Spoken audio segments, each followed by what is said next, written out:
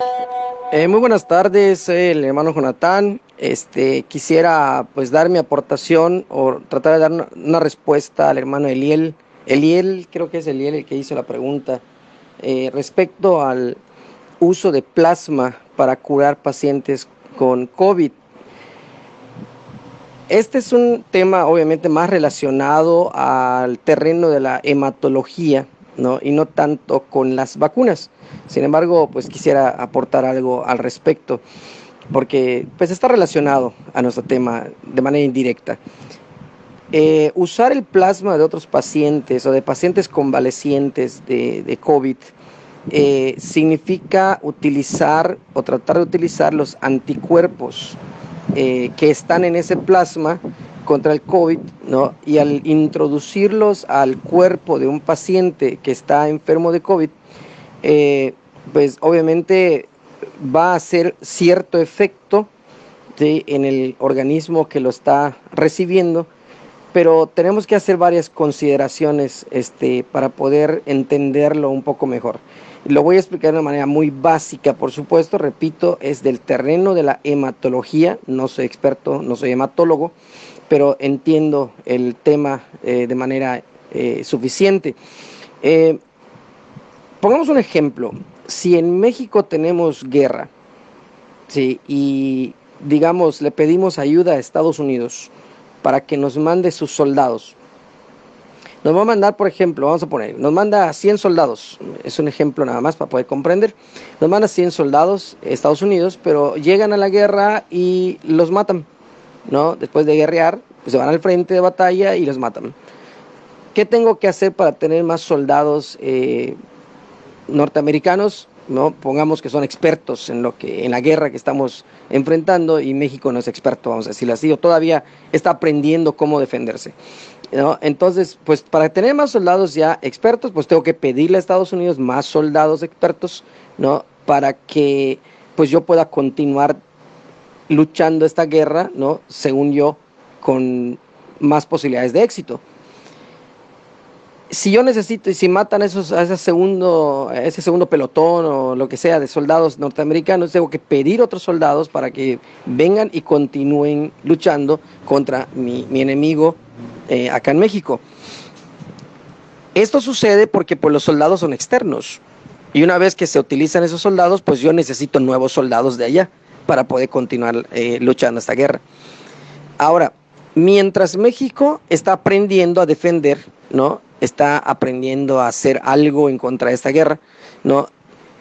Es algo parecido con lo que sucede con el cuerpo. Si yo meto plasma con anticuerpos de un paciente convaleciente de COVID, sí, obviamente una vez que esos anticuerpos son usados, pues ya se acabó. O sea, no resulta tan efectivo o tan eficaz.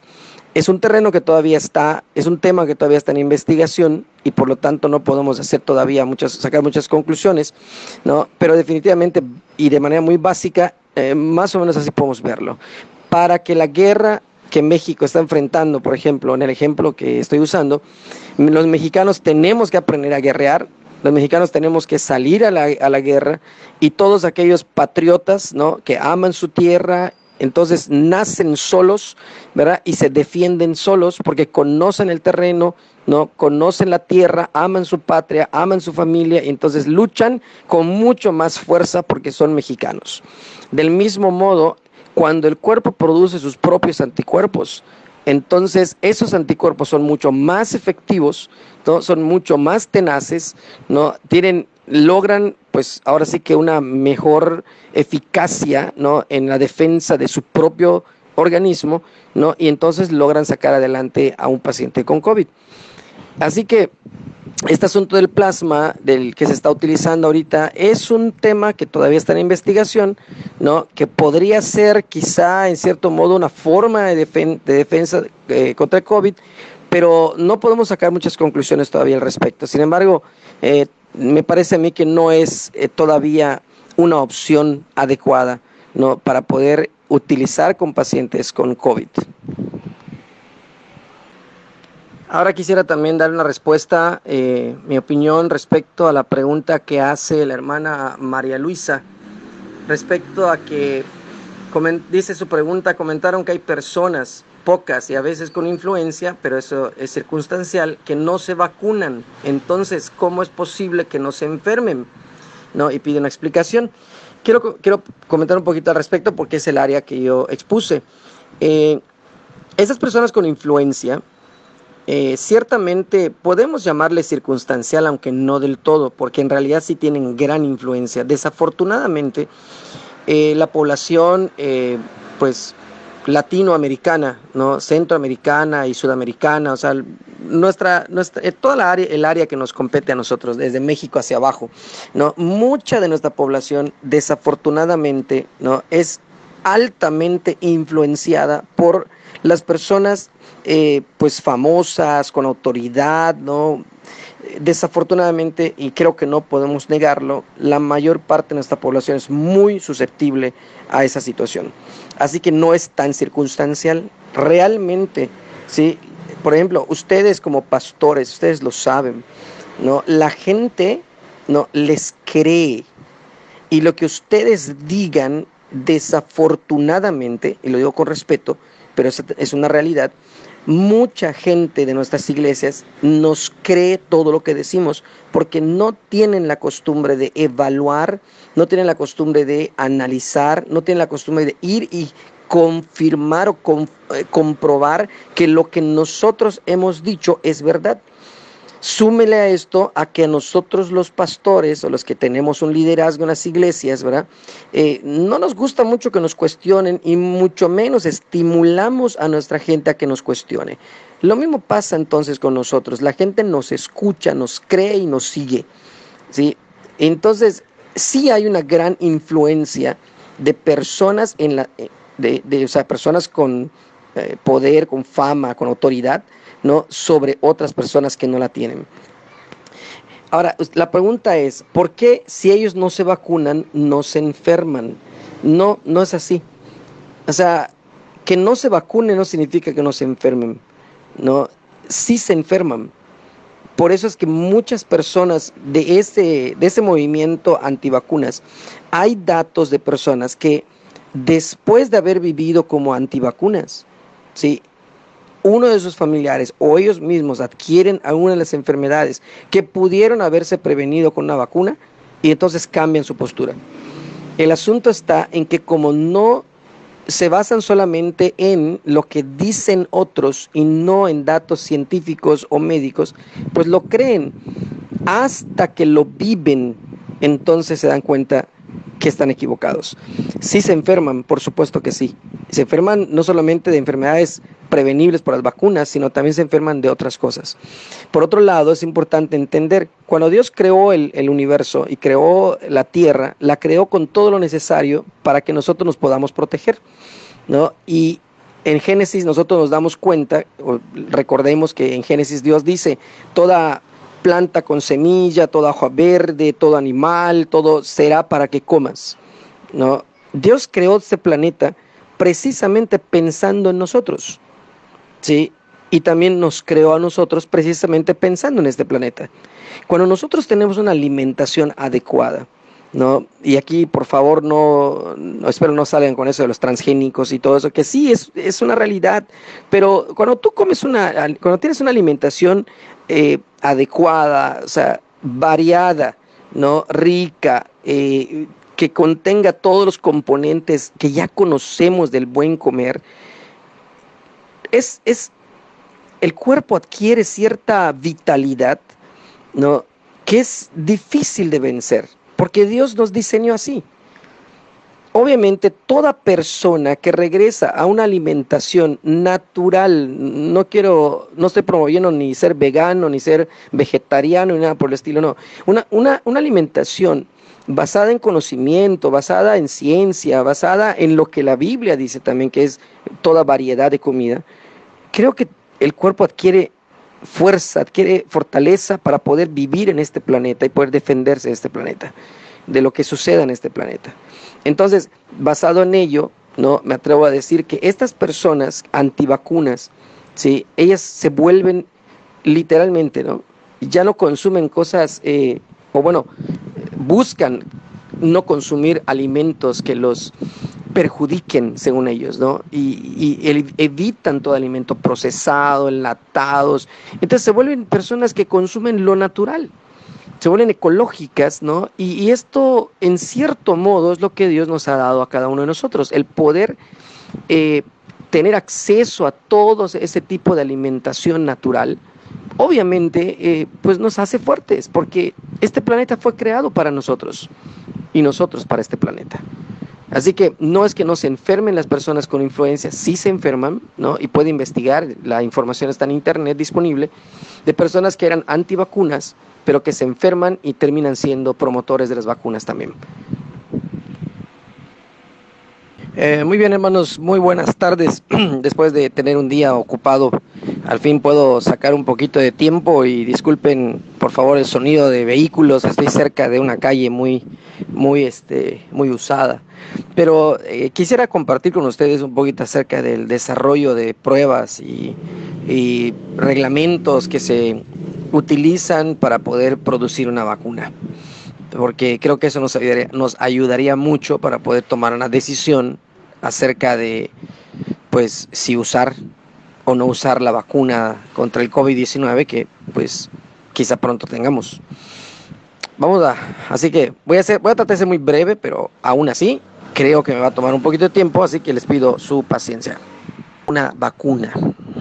Miren, el desarrollo de una vacuna es un proceso muy largo, muy complejo, y que regularmente, o sea, en tiempos y en condiciones normales, por llamarle de alguna manera, puede tardar de 10 a 15 años.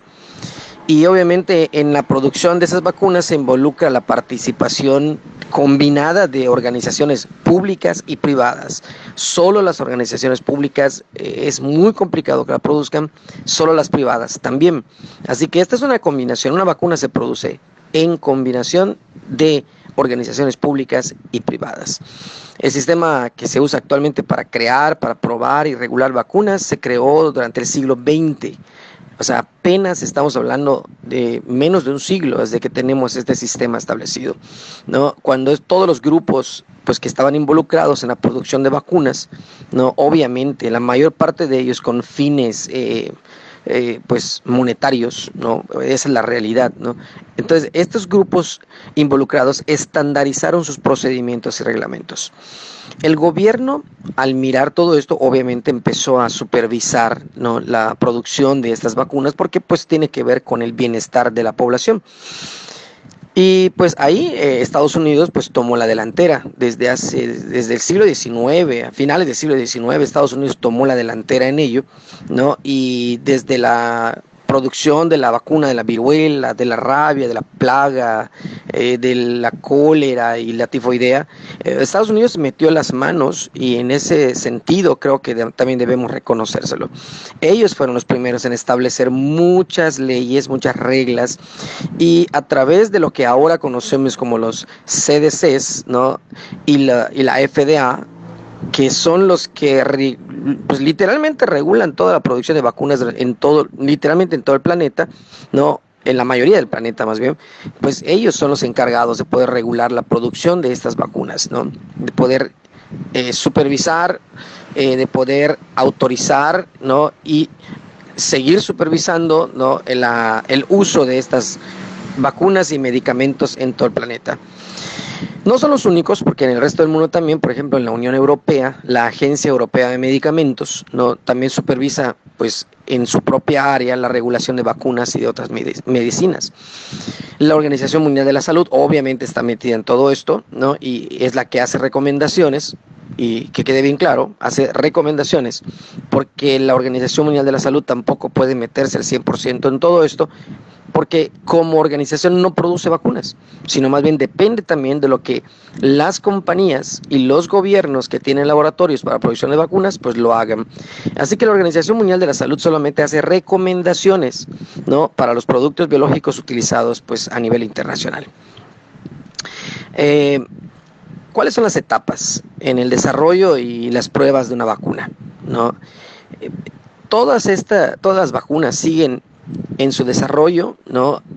Pruebas de las vacunas siguen un conjunto estandarizado de pasos. y literalmente en todo el planeta se siguen esas. Las primeras etapas son de naturaleza exploratoria. ¿Ok? Y que quede bien claro eso también. La regulación y la supervisión aumentan en lo que la vacuna candidata avanza en el proceso. Las primeras etapas son, repito, de naturaleza exploratoria, y una vez que pasan las etapas pues, de exploración, entonces ya son vacunas candidatas a ser autorizadas. Entonces la regulación y la supervisión de estas vacunas pues aumenta, se vuelven más complejas. Vamos a ver, los primeros pasos en la producción de una vacuna, en el desarrollo y la producción de una vacuna, no son estudios de laboratorio, se harán en el laboratorio y en animales. No, la primera etapa, que es la etapa de exploración, involucra la investigación básica de laboratorio. Y esta etapa, y tomen nota de los tiempos que regularmente tarda, ¿no? La primera etapa regularmente dura entre 2 a 4 años. Depende mucho pues de los resultados, depende del dinero, depende de la destreza de los investigadores. Hay muchos factores en juego, pero dura entre 2 y 4 años la primera etapa. Los científicos que son académicos y gubernamentales con financiamiento federal identifican antígenos naturales, ¿no? o también antígenos sintéticos que podrían ayudar a prevenir o a tratar a una enfermedad. Estos antígenos podrían incluir, ¿no? pues partículas parecidas a virus, puede incluir incluso los propios virus o bacterias atenuados o debilitados, puede incluir toxinas bacterianas también ya debilitadas, ¿no? o también pueden ser otras sustancias derivadas de patógenos. Esa es la etapa de exploración. Luego seguimos a la etapa preclínica. No, los estudios preclínicos usan sistemas de cultivos de tejidos o cultivos de células y pruebas en animales. Y regularmente se utilizan ratones y monos, o ratones o monos. Y estas pruebas pues tienen la finalidad de evaluar la seguridad de la vacuna, que es candidata, todavía es candidata, y su capacidad inmunógena o su capacidad de provocar una respuesta inmunológica. Esos estudios de la etapa preclínica le dan a los investigadores una idea sobre las respuestas celulares que podrían esperar en los humanos. También podrían sugerir estas pruebas en etapa preclínica, podrían sugerir una dosis inicial pues que es segura para la siguiente fase de la investigación, y también pueden otorgar, ¿no? un método seguro para la aplicación de la vacuna. Los investigadores pueden adaptar la vacuna candidata durante la fase preclínica para tratar de hacerla más eficaz. O sea, en esta etapa preclínica se hacen todas las modificaciones y adaptaciones necesarias a la vacuna candidata para lograr que su eficacia sea mayor.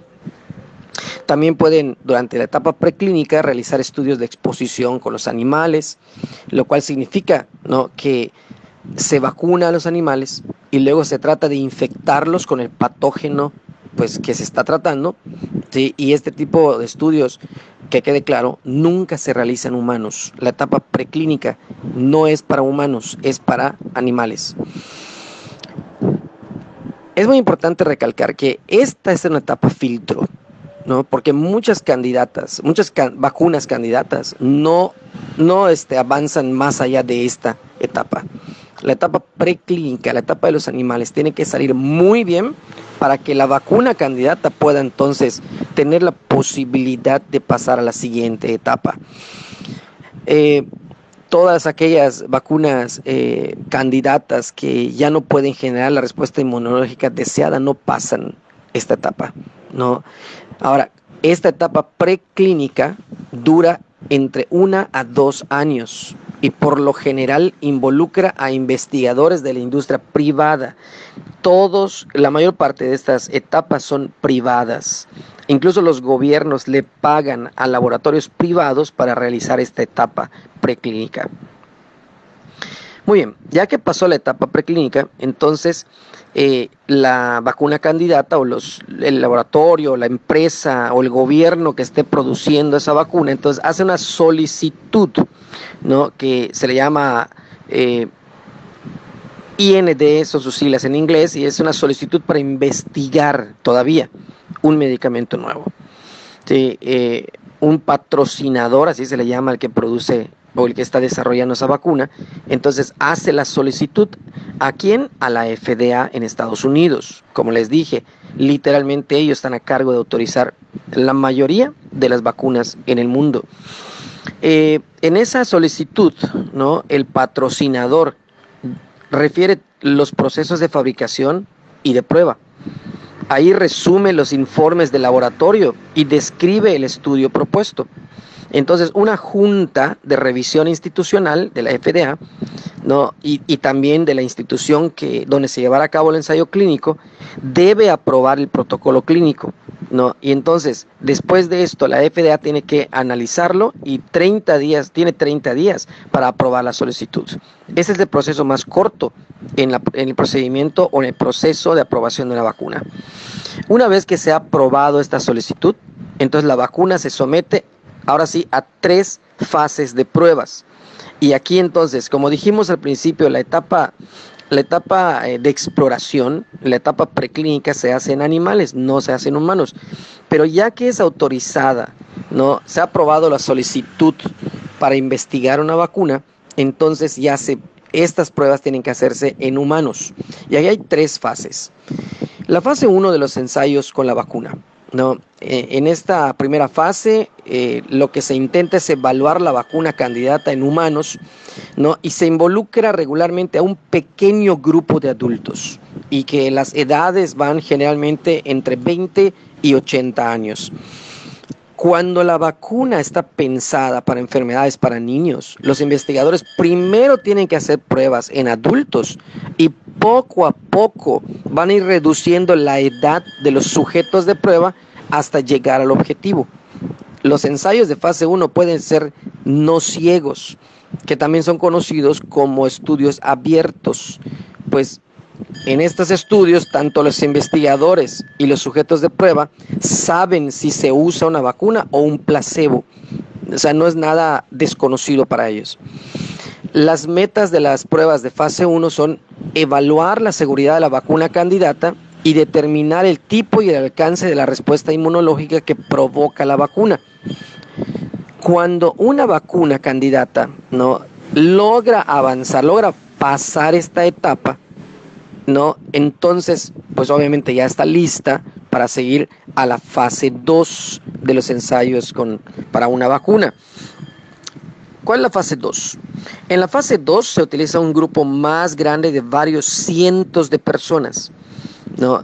Algunas de las personas podrían pertenecer a grupos en riesgo de contraer la enfermedad en cuestión. Los ensayos que se hacen en esta fase 2 son aleatorios y tienen que estar bien controlados e incluyen, ahora sí, a un grupo de placebo. ¿Sí? Las metas o los objetivos de las pruebas de fase 2 son estudiar la vacuna candidata en cuanto a su seguridad, a su capacidad inmunógena, a las dosis propuestas, a los programas de vacunación y el método de aplicación. Esa es la fase 2. Básicamente consiste en hacer una prueba en un mayor número de personas, incluyendo a personas que pudieran ser de riesgo para contraer la enfermedad en cuestión. De ahí, cuando una vacuna candidata logra pasar esta etapa, esta fase, entonces pasamos a la fase 3. Todas las vacunas candidatas que tienen éxito en la fase 2 avanzan a ensayos más grandes. Ahora sí, no son cientos de personas, sino que son miles de decenas de personas. Las pruebas de fase 3 ahora sí son aleatorias y son doble ciego. ¿Sí? Es decir, ninguno de los grupos sabe qué le están aplicando, si es placebo o es vacuna. E involucran la vacuna experimental que se prueba, ¿no?, contra un placebo. ¿Sí? El placebo pues, puede ser una solución salina, puede ser una vacuna para otra enfermedad, puede ser alguna otra sustancia, ¿no? Una meta de la fase 3 es evaluar la seguridad de la vacuna en un grupo grande de personas. ¿Sí? Ahora, presten atención a esto. Algunos efectos secundarios, para los que estaban haciendo preguntas acerca de los efectos secundarios. Algunos efectos secundarios que son poco usuales podrían no ser evidentes en grupos más pequeños de personas que formaron parte de las fases anteriores. Por ejemplo, vamos a suponer que un suceso o un efecto adverso relacionado con una vacuna candidata pudiera presentarse en 1 de cada 10.000 personas. Para poder detectar una diferencia significativa de un suceso de baja frecuencia, como este ejemplo que estamos poniendo, el ensayo tendría que incluir alrededor de 60.000 sujetos de prueba. La mitad de ellos tienen que estar en el control, ¿no? O en el grupo sin vacuna. Es importante entender este detalle. La eficacia de la vacuna también se prueba, lo cual puede incluir los siguientes factores, ¿no? Número 1, ¿la vacuna candidata previene la enfermedad? Esa pregunta tiene que ser respondida en esta etapa. Número 2, ¿previene la infección por el patógeno? Número 3, ¿conduce a la producción de anticuerpos u otros tipos de respuestas inmunológicas relacionadas con el patógeno? Estas preguntas tienen que ser contestadas en esta fase 3, ¿no? Y una vez que son contestadas de forma adecuada, entonces literalmente podemos decir que esa vacuna candidata ha pasado ya las pruebas más difíciles, ¿no? Para que sean autorizadas. Ok, ya que terminó la fase 3, ¿no? Los siguientes pasos son la aprobación y la autorización oficial. Después de que un ensayo de fase 3 resulta ya exitoso, el creador de la vacuna envía a la FDA, ¿no?, una solicitud de autorización oficial para productos biológicos. Posteriormente, entonces la FDA va a inspeccionar la fábrica donde se producirá la vacuna y aprobará el etiquetado de la misma. Ya que se emite la autorización oficial, entonces la FDA va a vigilar la producción de la vacuna, incluyendo las instalaciones de inspección, va a revisar las pruebas que hace el fabricante a lotes de vacunas en cuanto a capacidad para obtener el efecto deseado, la seguridad y la pureza del medicamento. La FDA tiene el derecho de realizar sus propias pruebas a las vacunas de los fabricantes en sus propios laboratorios. Ya que se autoriza una vacuna, entonces hay una etapa también donde la que mencionábamos antes, ¿no? Lo he escrito en otros escritos, lo he dicho en este mismo chat. Hay una vigilancia posterior, ¿sí? Una vez que se autoriza una vacuna. O sea, diversos sistemas que existen ya están establecidos, vigilan las vacunas después de haber sido aprobadas. Y entre ellos se incluyen los ensayos de la fase intravenosa, el sistema de información sobre eventos adversos a una vacuna y el enlace de datos sobre la seguridad de las vacunas. A esto se le llama o se le considera la fase 4 de los ensayos. Son estudios opcionales que pueden realizar las compañías de medicamentos después de que se lanza una vacuna. ¿Sí? El fabricante, después de que fue autorizada su vacuna, puede seguir realizando pruebas a la vacuna en cuanto a seguridad, eficacia y otros posibles usos. Este es básicamente, de forma muy, pero muy breve, por supuesto, ¿no?, las fases que se siguen para poder producir una vacuna. Las vacunas, entonces, hermanos, en conclusión, se desarrollan, se prueban y se regulan de manera muy similar a otros medicamentos. En general, este es un detalle importante, las vacunas cuentan con pruebas más meticulosas que los medicamentos, porque por lo general es mayor la cantidad de humanos en los ensayos clínicos de las vacunas. Además, el seguimiento de las vacunas después de que se otorga la autorización oficial se examina minuciosamente por los centros de control, para el control de enfermedades, y por la FDA.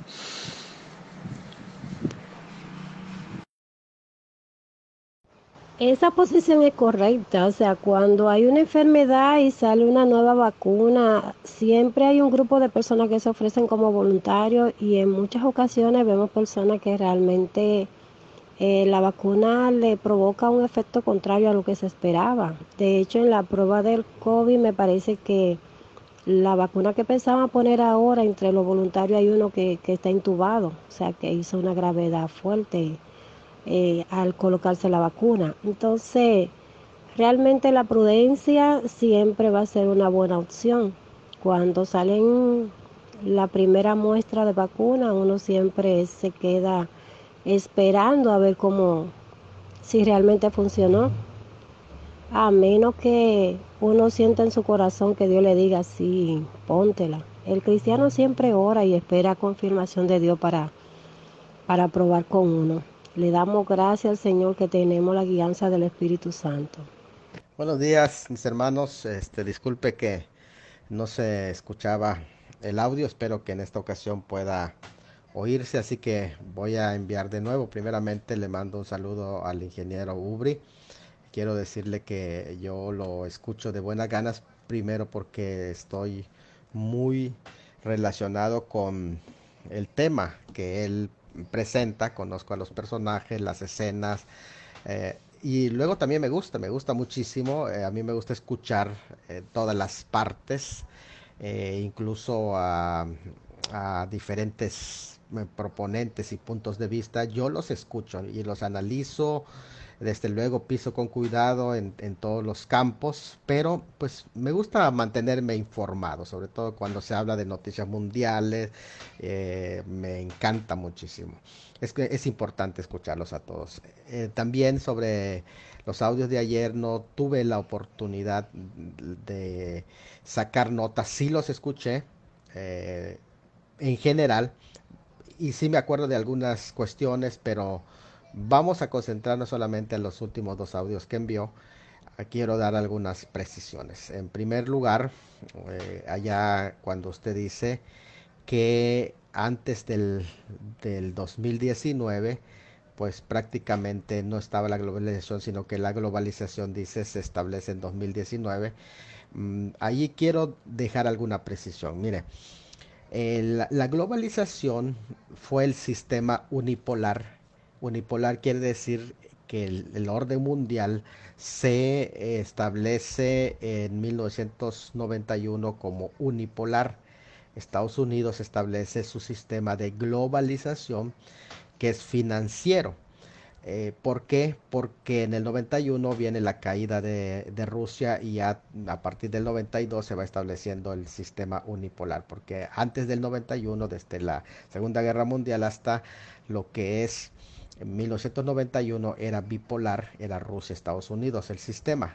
Pero cuando viene el 91, la caída de Rusia, se establece el sistema que se le conoce como unipolar o la globalización. Así que ya la globalización estaba desde esa fecha, de hecho en 2009 tuvo un golpe fuerte y se empieza la debacle, la caída de la globalización y comienza a surgir paralelamente dos sistemas, que es el sistema de la globalización que está muriendo y el sistema de la regionalización o los nacionalismos, que así se le conoce también, que va emergiendo y que paralelamente empiezan a hacer el nacionalismo, pero empieza a morir también el globalismo y los dos están coexistiendo al mismo tiempo. Esa es una precisión, ¿verdad? No es en 2019. Estoy dando una precisión. Lo otro es Laudato Si tampoco inicia en 2019. Laudato Si es una declaración de este documento que Francisco da en 2015. Yo lo conozco porque le he dado seguimiento desde el establecimiento de Francisco y también hice el análisis de ese documento. A mí me parecieron, por ejemplo, muy relevantes el tema de que le llamó allá el ciudadano del mundo. Ese es un tema globalista, interesante y también que tiene que ver con la reducción de la población mundial, porque es parte del sistema globalista que se enfoca en un reduccionismo de la población, en las políticas que van tanto pues de muerte, le podemos decir, ¿no? Estamos hablando de, pues, tanto el aborto como el matrimonio igualitario, como también la adopción de niños de parte de esos matrimonios, porque es parte de la reducción de la población mundial.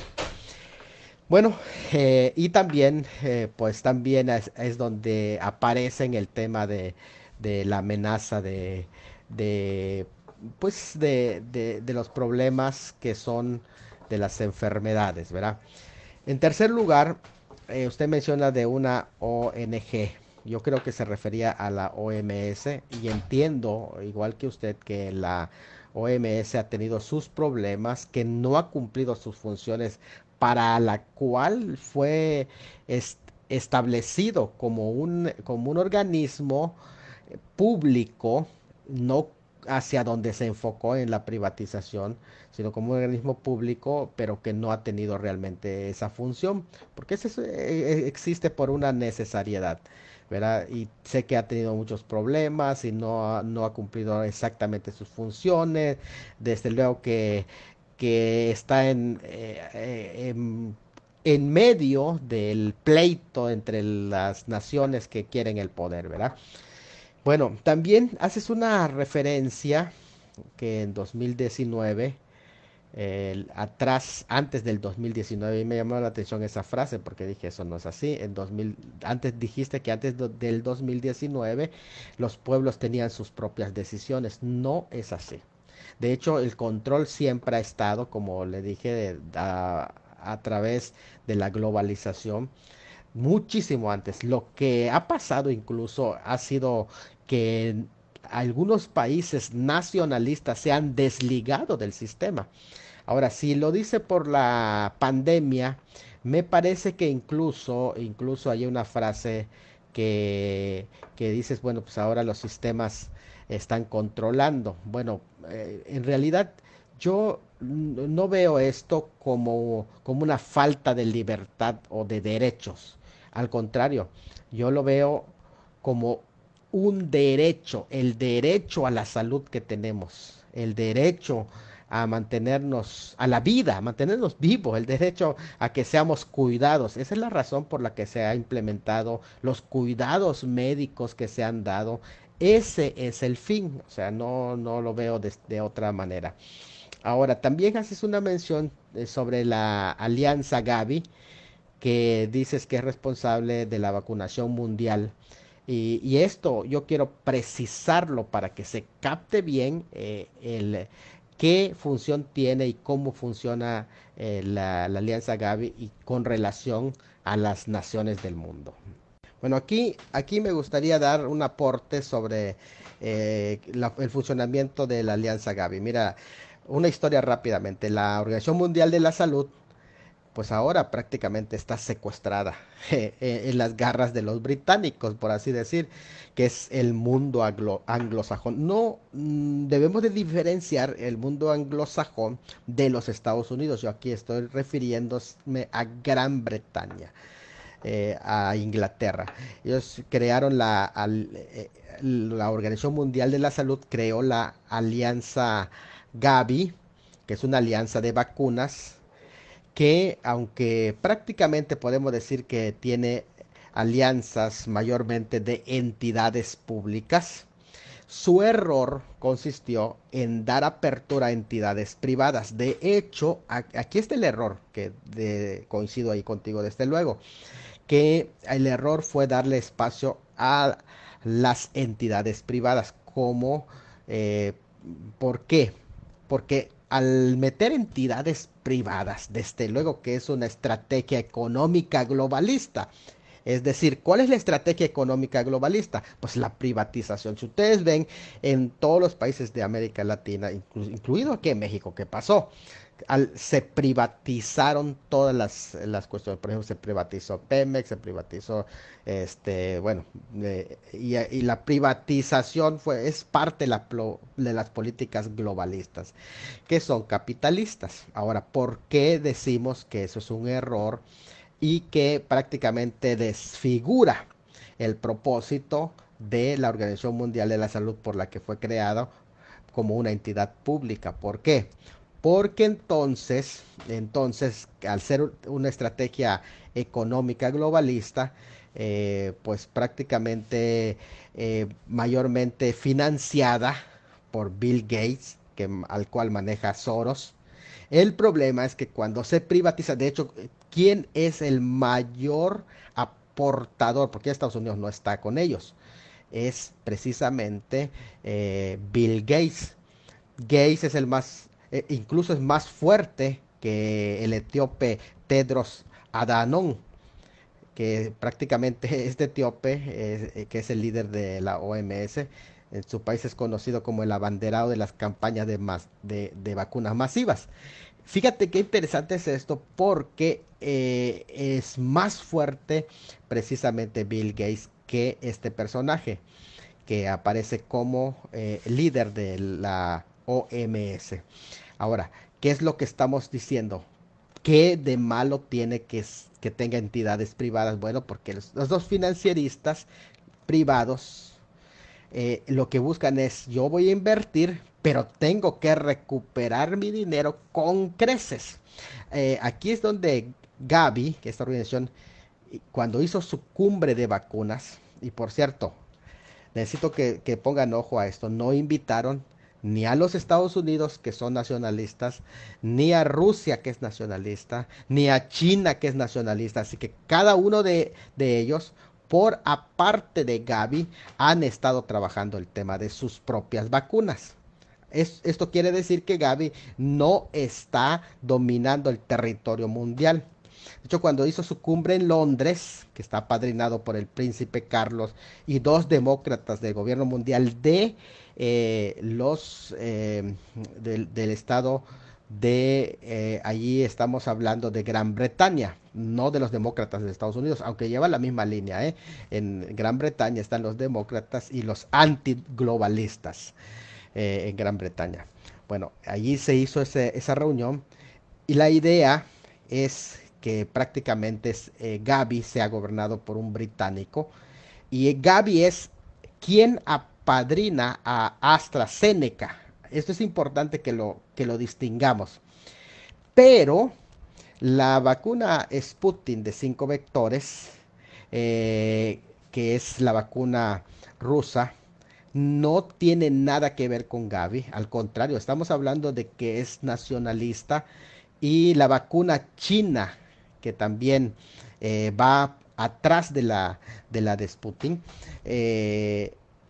ella también es nacionalista. Así que no tiene nada que ver con Gavi. No tenemos en ese sentido que preocuparnos. Es otro sistema y esos son públicos. Tanto esa vacuna. Ahora es interesante que Estados Unidos no entró en esa competencia.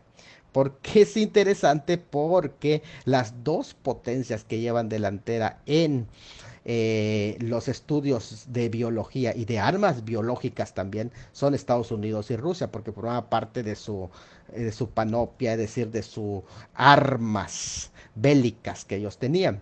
Así que ellos llevaban muchísimo adelanto en ese tema. Curiosamente no lo sacó Estados Unidos, desconocemos hasta este momento qué plan hay, pero llama mucho la atención que Estados Unidos va a lanzar la vacuna rusa en Estados Unidos ya días antes de las elecciones y lo va a hacer como una estrategia para sus votaciones ya aprobadas. Ahora la vacuna rusa es interesante porque ella se probó dentro del ejército, incluso una de las hijas de Putin se hizo la prueba, una de ellas es parte de las pruebas. O sea, estamos hablando de algo tremendo.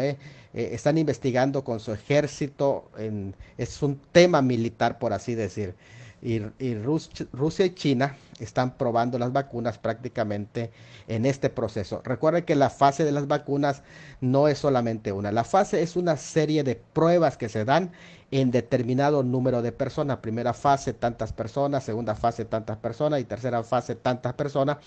Y prácticamente ya la que está prácticamente lista es la vacuna rusa, que lleva la delantera. Así que ni se preocupen por AstraZeneca, porque en ese sentido Gavi en este momento está muy por atrás. No solamente está muy por atrás, pero son pocas las naciones que están adoptando el apoyo hacia Gavi. Mayormente están también el otro grupo de nacionalistas hacia donde se están enfocando las vacunas.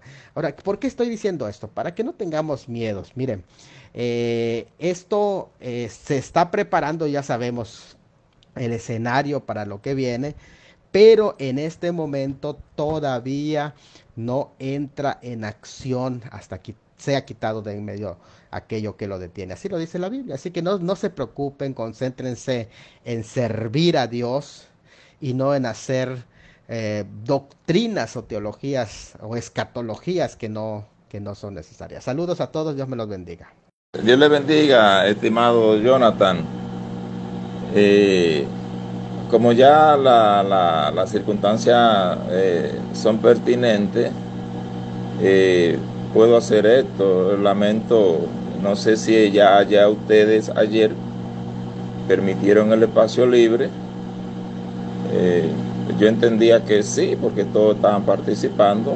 Les pido disculpas si no era así, pero del modo que se estaba manejando la situación, yo entendía, bueno, pues entonces ya establecido y propuesto todo lo que se iba a establecer. Bueno, pues yo entendí que ya eso fue. Esto lo digo por el comentario del estimado licenciado Castañeda, que con mucha propiedad hace la salvedad, llama la atención pero como ya hoy hay preguntas y respuestas, porque él hablaba de que debiéramos adherirnos al esquema, y obviamente yo he sido una de las personas que colaboro aquí con mi hermano, el pastor Salomón, y soy una de las personas indicadas para seguir las reglas establecidas, ¿no? Las reglas de orden. Usted me hace aquí dos preguntas. Dice, ¿cuál es la solución que propongo? Sí, y qué debiéramos hacer. Mire, la solución que yo propongo es que a partir del año 2016, septiembre de 2016, dada la visita del pontífice jesuita a la Casa Blanca, 2 a la Cámara Conjunta del Congreso, el Capitolio. Nunca visto, primera vez en la historia de la humanidad, que un civil, un gobernante no de la Unión Americana, da un discurso ante la Cámara Conjunta, año septiembre del año 2016. Y más adelante, pues la gran intervención en el anuario de gobernantes de la ONU. A partir de ahí, pareciera como que el mundo cambió. Entonces, como usted me dice que cuál es la solución, yo le diría que yo quisiera que el mundo fuera antes de, más adelante en la conclusión de este audio le voy a decir por qué cambió el mundo. Entonces, ahora, antes de el mundo, los pueblos tenían autodeterminación en todos los órdenes. En todos los órdenes, los pueblos resolvían sus problemas sanitarios, resolvían sus problemas de toda la índole.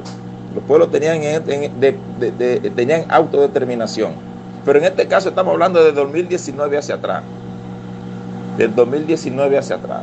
Los pueblos tenían autodeterminación. Le menciono el 2016 porque a partir de ahí es que parece que se coarta la autodeterminación de los pueblos y pareciera como que ya entonces todo entra dentro del sistema globalista. Ya el punto en cuestión aquí, hermano Jonathan, estimado Jonathan, es el sistema globalista. O sea, cómo a partir de ahí se globaliza todas las decisiones y prácticamente debemos regirnos por un esquema que se establece a partir de esa actividad que se dio ahí, de esa reunión que se dio ahí, de esa concepción que se dio ahí, que es donde se establece, donde se establece primero la encíclica Laudato Si, porque yo me sorprendo cuando el hermano Benjamín dice que yo no pongo nada sobre la mesa, porque yo estoy dando todas las direcciones, estoy dando todas las referencias, y prácticamente yo lo que estoy haciendo portavoz de lo establecido, de la tesis establecida por grandes analistas, grandes científicos, en este caso de la medicina en el sentido general. Entonces yo no entiendo que yo me vuelvo bla, bla, bla, bla, dice el doctor, el pastor, Pero cuando yo te digo Ashley Beasley, por darte un nombre, una referencia, pues entonces tú simplemente, biografía Ashley Beasley, porque yo no me estoy inventando una Ashley Beasley. Eso, cuando tú me dices bla, bla, bla, bla, usted me está diciendo que yo me inventé ese nombre y que esa persona no existe y que no existe una institución que se llama Lucifer True, verdad luciferiana, que es en la cual se forja el contexto filosófico e institucional de la ONU. Entonces, usted prácticamente está hablando como con una persona que simplemente quiere emitir su opinión. Es lo que yo estoy percibiendo. Quiere dar su opinión porque ni siquiera se ha detenido. Y bueno, pues él mencionó a Ashley Beasley. Pues vamos a buscar a Ashley Beasley, quién es esa persona y por qué él la cita como la responsable del contexto estructural de la ONU, en este caso. Me estoy perdiendo del tema, voy a grabarlo todo audio. Pues bien, el detalle es que a partir de ahí, el mundo entra dentro del contexto globalista. Ahora, usted me pregunta, ¿qué debiéramos hacer? Bueno, era bien sabido que la medicina cubana, por ejemplo, era una de las mejores medicinas. Mire, encontraron la cura de la malaria. Encontraron la cura del SIDA, tratamiento al ébola exitoso, tratamiento a la ¿cómo se llama? La última, que el cólera exitoso. Pero yo lo estoy hablando de una nación que tiene tiene la exclusividad de ser una de las naciones que mejor trato ha dado a las enfermedades endémicas y las enfermedades estacionarias. ¿Usted comprende?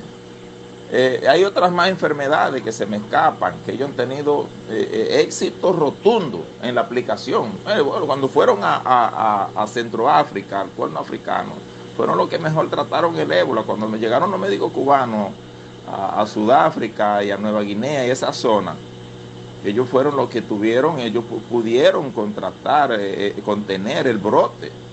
Entonces, cuando usted me dice a mí ahora de un repentismo, que una ONG que no tiene que ver absolutamente nada que ver con medicina, es la que está rigiendo los destinos de la salud mundial, entonces yo tengo derecho a cuestionar eso, Jonathan. O sea, yo no puedo adherirme a dudas que son evidentes. ¿Me entiende? Porque lo lógico sería que, bueno, porque no solicitamos la cooperación de Cuba, por ejemplo, en este caso, o porque no solicitamos que es reconocido por el mismo laboratorio, el SENECA, el laboratorio de la Escuela de Oxford, reconocida la medicina cubana, se le rindió un tributo, un honor a la medicina cubana, por ejemplo. Eso es por citar un nombre. ¿Usted me entiende? Entonces, de repente, la humanidad despierta y nadie tiene derecho. Todo el mundo está preso. Los sanos y los enfermos andan con un barbijo, puesto que lo que te está retroalimentando tu aire que tú expulsas. Entonces, prácticamente no han impuesto una dictadura. En el caso de la encíclica y de los ODC, usted ve que el segundo punto es determinar la hambruna. Pero entonces no tiene sentido que ahora se hayan perdido más de 700 millones de empleos, que la humanidad se va a enfrentar a una hambruna apocalíptica en el año 2021. Entonces, como que no tiene sentido lo que tú me estás estableciendo. Entonces, yo quisiera volver al contexto que yo tenía del año 2019 atrás, que los pueblos tenían autodeterminación, que los pueblos podían tomar sus propias decisiones, que, como ustedes dicen propiamente, con mucha propiedad, que la polio, que la vacuna de la polio, que la vacuna del tétano, que la vacuna, todos esos son aportes extraordinarios para la humanidad. Y los pueblos mismos han sido los responsables. Los pueblos, grandes médicos, eminentes médicos y grandes premios Nobel que han establecido todo este avance sanitario.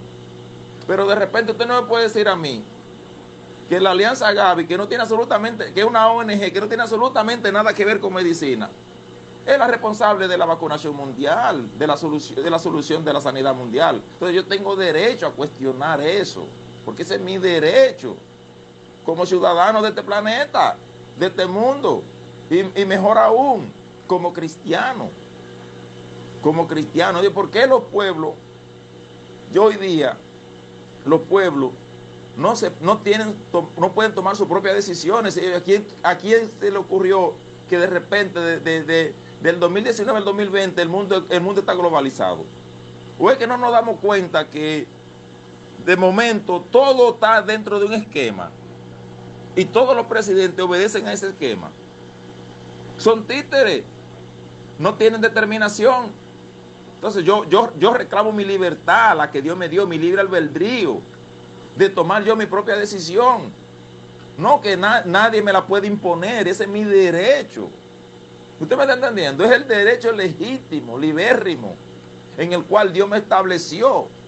Y yo le estoy diciendo a usted que usted no me lo puede limitar y que yo tengo derecho a exigir lo que yo tenía antes de la encíclica Laudato Si, de los objetivos del desarrollo del milenio, y lo que yo tenía a partir del año 2019 atrás, que todo se solucionaba por la vía correcta, con los aportes de grandes y eminentes científicos independientes, que nada tienen que ver con una famosa alianza, que es de una ONG, que su fundamento es eugenicista, pero peor aún, luciferiano.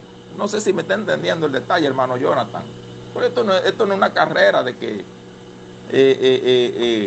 está contradiciendo. No se trata de eso. Se trata de la libertad de los pueblos, la autodeterminación de los pueblos.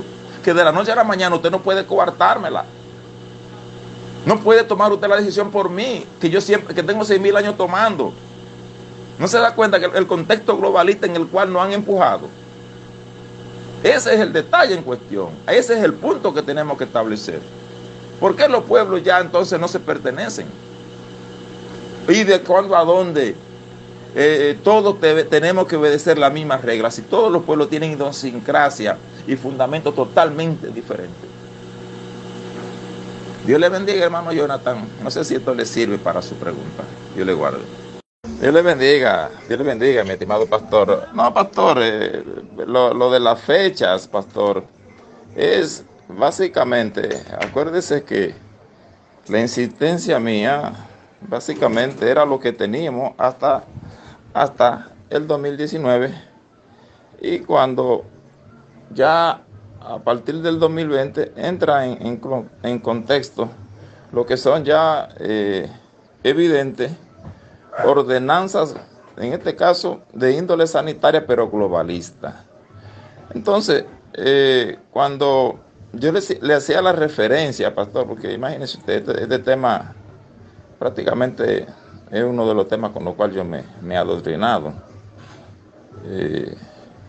Yo le hacía la insistencia de la visita de septiembre 2016, sí, ya cuando estaba culminando la era de Obama, ya cuando estaba, ya prácticamente habían pasado, o sea, prácticamente estaba terminando el gobierno de Obama, que él viene y presenta lo que era ya la encíclica elaborada, que él no escribe la encíclica la escribe Jeffrey Sachs, uno de los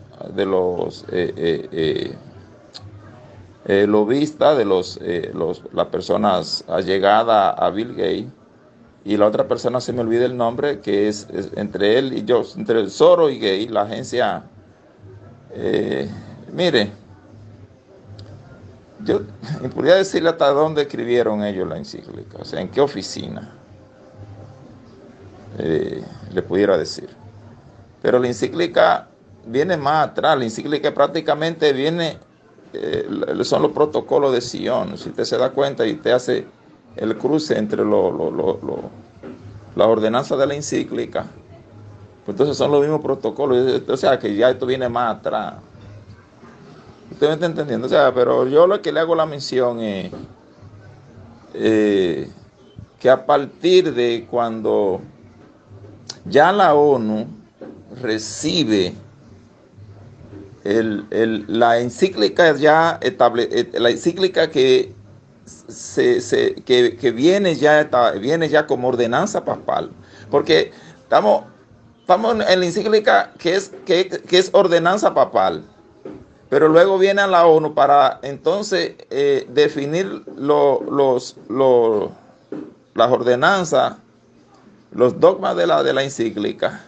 Entonces llegan a la ONU para hacer los ODC, que cuando usted lee la encíclica y lee los ODC, prácticamente es una copia, ¿no? Es una copia de una cosa con la otra. Entonces, ¿qué uno establece? Bueno, que a partir de ahí, cuando ya entonces los gobernantes que van al anuario de la ONU, a partir del 2016 que comienzan a hablar de los objetivos del desarrollo integral, el nuevo humanista. Entonces, ya simplificando, sintetizando, entonces yo digo, bueno, yo quisiera quedarme con lo que tenía del 2019 hacia atrás, que era cuando los pueblos todavía tenían determinación, que sus cuestiones sanitarias y sus cuestiones de todo índole, pues las resolvían los pueblos. Obviamente, siempre han habido instituciones que hacen sugerencias, que trazan pauta, que hay protocolos, que hay, etcétera. No me importa. Independientemente de todo, yo preferiría, le digo, quedarme con lo que se establece del 2019 hacia atrás, o sea, con lo que teníamos como convivencia común. Pero ahora no. Ahora, a partir del 2019, tenemos una dictadura sanitaria que el que se escapa, el que se sale, el que no corresponde, pues obviamente es confinado, es aislado o lo confrontan. O sea, aquí no hay libertad en este asunto. Aquí todo el mundo tiene que estar a la orden. O sea, entonces ya es evidente que ya la era del globalismo se hace práctica, se hace eficiente, tiene carácter carácter ya para establecer ordenanza, o sea, ya es efectiva. Eso es lo que queremos decir. Por ahí anda el asunto.